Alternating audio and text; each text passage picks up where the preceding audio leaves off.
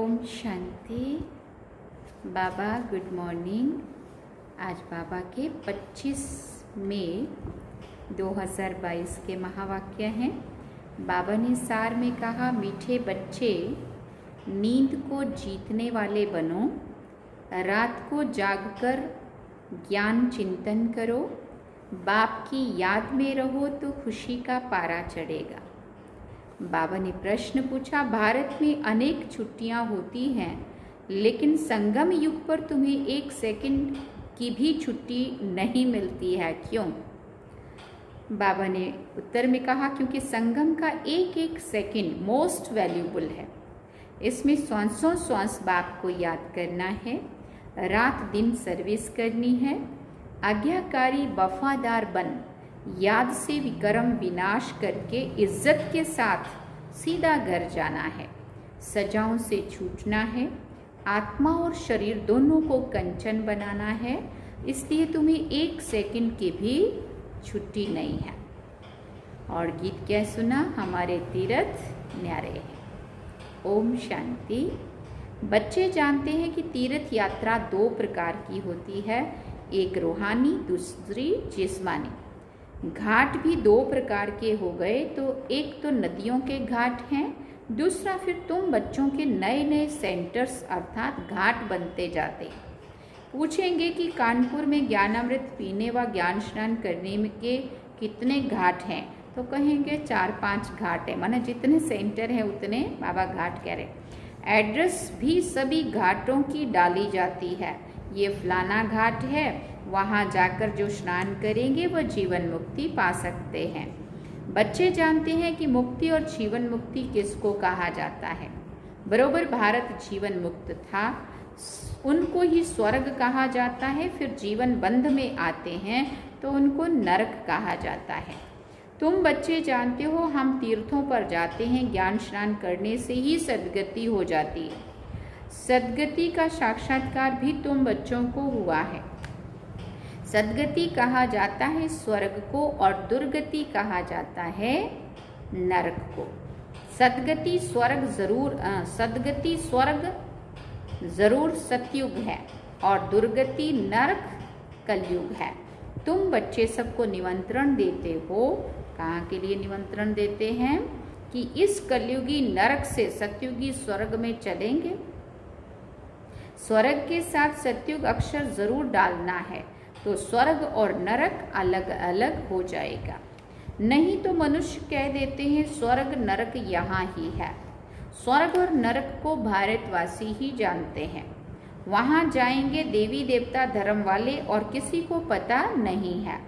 हर एक का अपना अपना धर्म और अपना अपना धर्म शास्त्र है, तो हर एक को अपना धर्म शास्त्र ही पढ़ना चाहिए।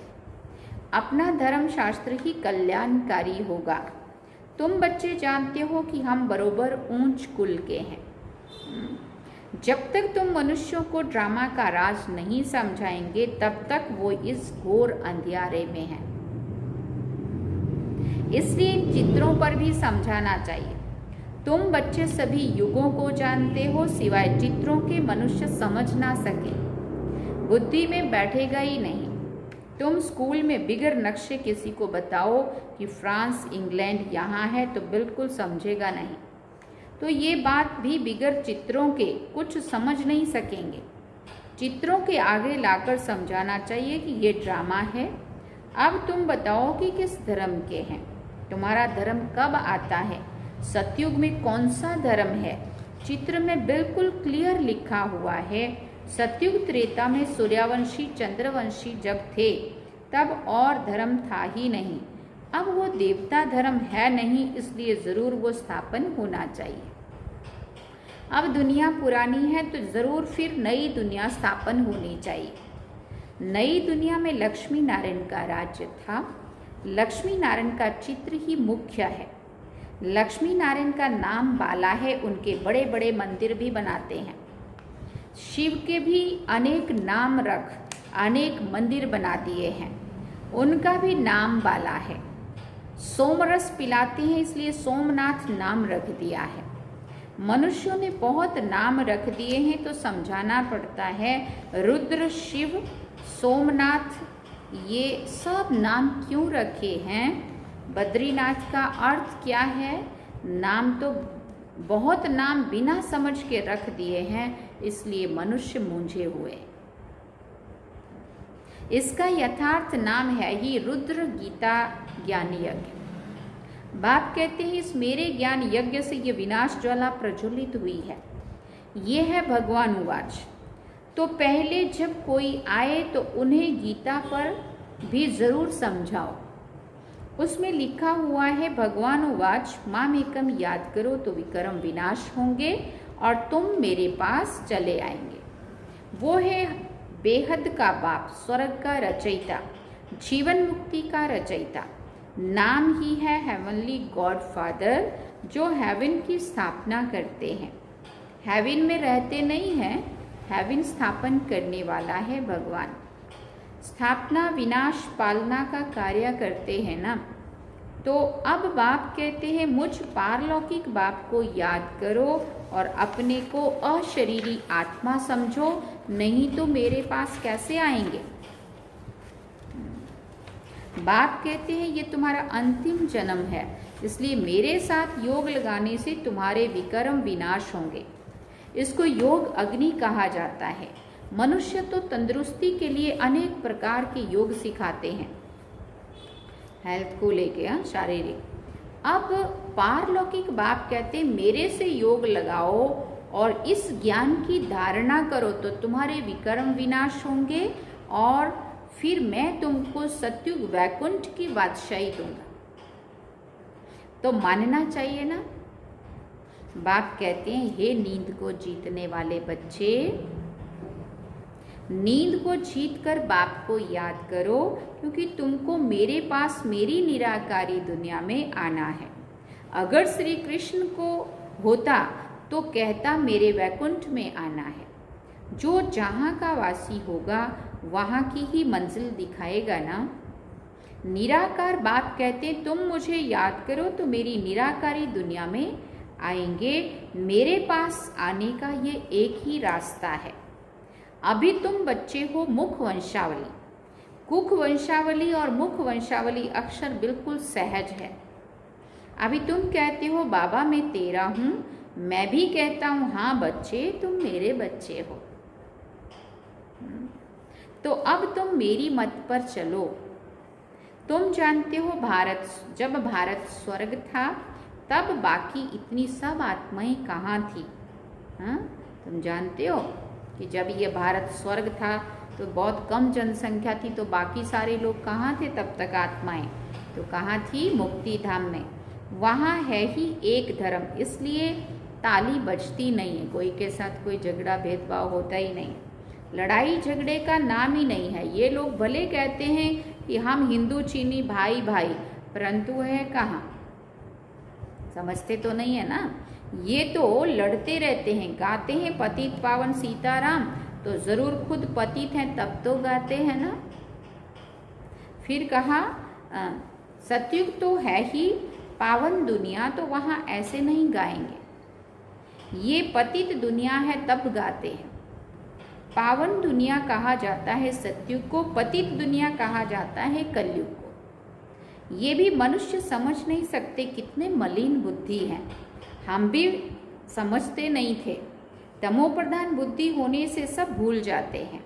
बाप कहते तुम बिल्कुल बेसमझ बन पड़े हो, तुम कितने समझदार थे।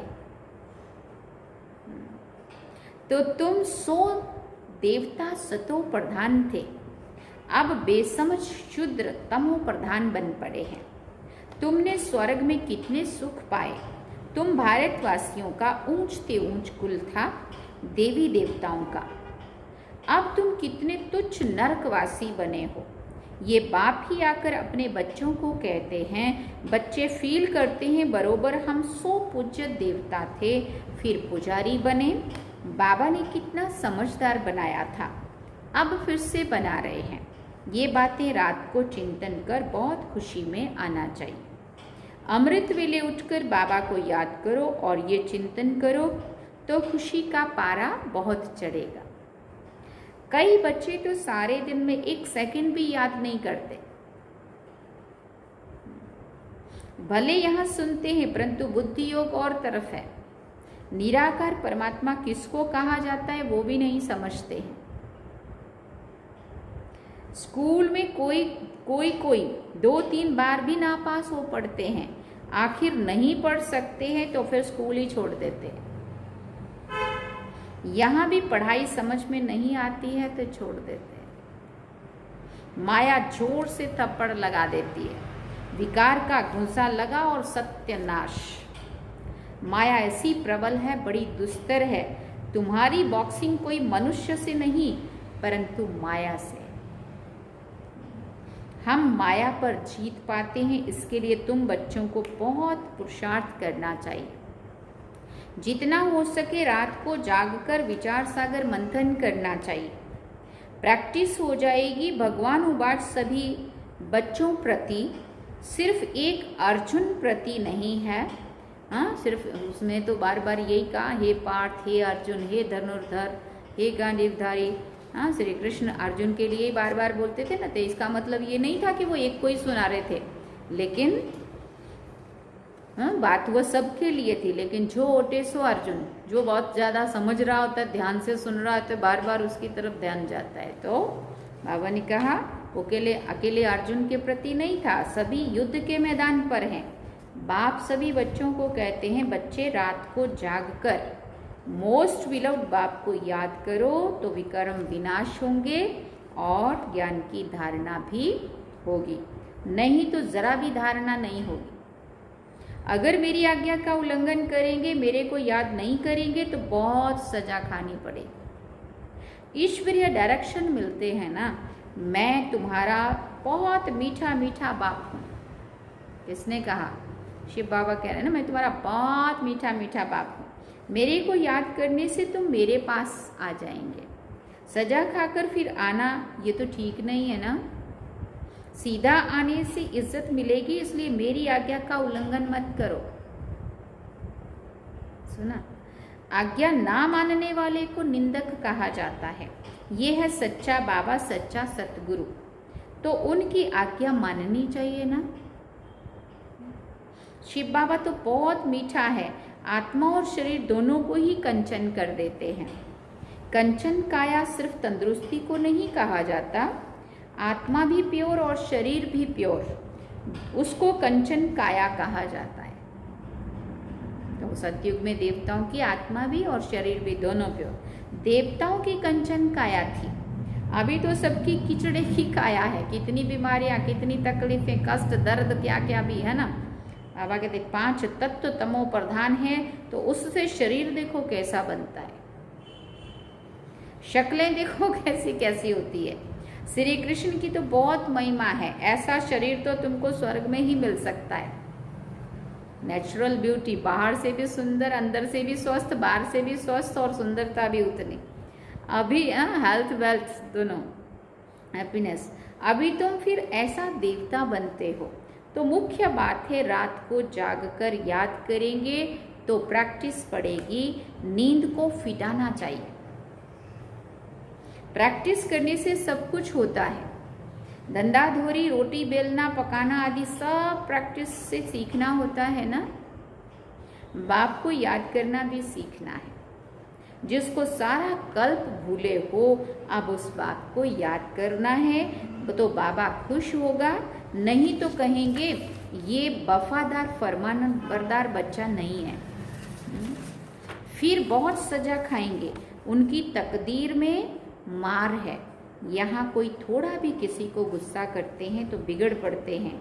वहाँ धर्मराज सजा देंगे तो थोड़ी कुछ कर सकेंगे। यहाँ सुधारने के लिए अगर कोई को ऊंची आवाज़ से भी बोला जाता है तो तुरंत नाराज हो जाते हैं या फिर रूठ जाएंगे। बाबा कहते वहाँ पे, क्योंकि जो भी गलती होगी उसको सुधारने के लिए धर्मराज तो सजा देने ही वाला है, तो वहाँ कोई कुछ नहीं कर पाएगा। जैसे जेल में गवर्नमेंट बहुत मुफ्त का काम कराती है ना, कोई बिगर मेहनत जेल भोगते हैं, कोई को मेहनत करनी पड़ती है। तो धर्मराजपुरी में भी जब धर्मराज सजा देंगे तो कोई कुछ नहीं कर सकेंगे। अंदर समझेंगे कि हमारा ही दोष है, तब तो सजा मिली है। ये भी फील करेंगे कि हमने बाप का फरमान नहीं माना है, इसलिए सज़ा मिलती है। इसलिए बाबा कहते हैं जितना हो सके मुझे याद करो। अच्छा देखो, भारत में जितनी सबको छुट्टियां मिलती है उतनी और कहाँ नहीं मिलती है, परंतु यहाँ हमको एक सेकंड भी छुट्टी नहीं मिलती, क्योंकि बाबा कहते हैं श्वासों श्वास याद में रहो। हर एक एक श्वास मोस्ट वैल्यूबल है। बच्चों को रात दिन बाबा की सर्विस में रहना चाहिए। तुम ऑलमाइटी बाबा के ऊपर आशिक हो या उनके रथ पर, बाबा पूछते हैं, या दोनों पर? जरूर दोनों पर आशिक होना पड़े। बुद्धि में ये रहेगा कि वो इस रथ में है, उनके कारण तुम इस पर आशिक हुए हो। शिव के मंदिर में भी बैल रखा हुआ है ना, वो भी पूजा जाता है। अंदर जाके शिव, लेकिन पहले नंदीगण, तो नंदीगण से पहले मिलते हैं और मत्था टेके नंदीगण को और फिर अंदर जाते हैं। तो बाहर से तो यही है ना, नंदीगण तो पहले तो यही दिखता है, यही मिलता है, और उसके अंदर जाके फिर शिव बाबा। कितनी गुहिया बातें हैं जो रोज नहीं सुनते, वो कोई ना कोई बातें मिस कर देते हैं। रोज सुनने वाले कभी फेल नहीं होंगे और मैनर्स भी अच्छे होंगे। बाबा को याद करने में बहुत बड़ी प्रॉफिट है, फ़ायदा है। फिर उनसे भी बड़ी प्रॉफिट बाबा की नॉलेज को याद करना। योग भी प्रॉफिट, ज्ञान भी प्रॉफिट। बाबा को याद करने से तो विक्रम विनाश होते हैं और पद भी ऊंच मिलता है। जहाँ बाबा रहते हैं वो है मुक्ति धाम, ब्रह्मलोक। लेकिन सबसे अच्छा है ये ब्राह्मणों का लोक। ब्राह्मण जनेऊ जरूर पहनते हैं, चोटी भी रखते हैं, क्योंकि बाबा हम ब्राह्मणों को चोटी से पकड़ कर ले जाते हैं। सुना? अच्छा, मीठे मीठे सिकिल दे बच्चों प्रति माता पिता बाप दादा का याद प्यार और गुड मॉर्निंग। रूहानी बाप की रूहानी बच्चों को नमस्ते। हम रूहानी बच्चों की रूहानी माता पिता बाप दादा को दिल व जान सिकवा प्रेम से याद प्यार, गुड मॉर्निंग, नमस्ते, थैंक यू बाबा, शुक्रिया बाबा। अब धारणा के लिए मुख्य सार है। पहला पॉइंट, शरीर और आत्मा दोनों को कंचन बनाने के लिए बाप को याद करने की आदत डालनी है। कभी भी आज्ञा का उल्लंघन नहीं करना है। दूसरी बात, पढ़ाई के समय चेक करना है कि बुद्धि इधर उधर भागती तो नहीं है। कभी भी पढ़ाई मिस नहीं करनी है। माया की बॉक्सिंग में हार नहीं खानी है। फिर वरदान में बाबा ने कहा, सर्व आत्माओं को शुभ भावना शुभ कामना की अंजलि देने वाले सच्चे सेवाधारी भव। सिर्फ वाणी की सेवा ही सेवा नहीं है, शुभ भावना शुभ कामना रखना भी सेवा है। ब्राह्मण का ऑक्यूपेशन है ही ईश्वरीय सेवा। कहाँ भी रहते सेवा करते रहो, कोई कैसा भी हो, चाहे पक्का रावण ही क्यों ना हो। इससे ज़्यादा और क्या कहेगा बाबा। चाहे कोई पक्का रावण ही क्यों ना हो, उसके प्रति भी शुभ भावना रखो। और अगर वो समझा के नहीं समझता है तो मत समझाओ, लेकिन अंदर से उसके प्रति अच्छी भावना परिवर्तन हो जाए, अच्छा बन जाए, इतना तो हम रख ही सकते हैं ना।